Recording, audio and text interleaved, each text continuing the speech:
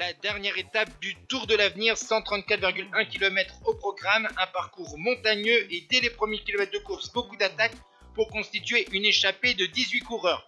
Milesi, Lamberti, Delbo, Baudin, Costiu, Rea, Segart, Brun, Tandon, Weiss, Romeo, Van Belle, Svechtai, Leinheise, Glivar, Miles, Labrosse et Wilksch l'Allemand.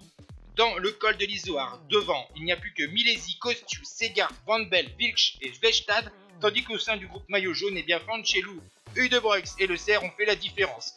Mais la longue descente pour rejoindre le pied de la montée finale vers Villaroger, au sein du groupe maillot jaune, il va y avoir beaucoup de coureurs qui vont revenir, tandis qu'à l'avant de la course, Van Belle, le néerlandais, est revenu, mais il va être distancé dès le pied de cette montée finale de 5 km à 6,4%. Tandis qu'à plus de 3 km du sommet, l'italien Lorenzo Milesi a fait la différence, notamment sur Segart et Costiu qui sont en contre derrière le Transalpin, le coureur de la formation DSM Développement qui a remporté notamment 2 étapes sur le dernier triptyque Mont et Château. Et c'est donc une victoire pour un Italien pour cette dernière étape du Tour de l'Avenir 2022 à Villaroger.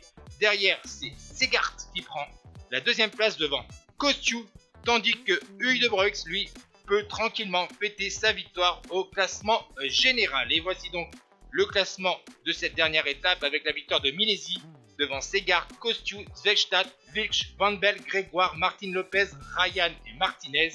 Et au classement général, donc la victoire finale pour Uydebroeks devant Stone Mittet, Esman, Ryan et Piganzoli. Ciao tout le monde.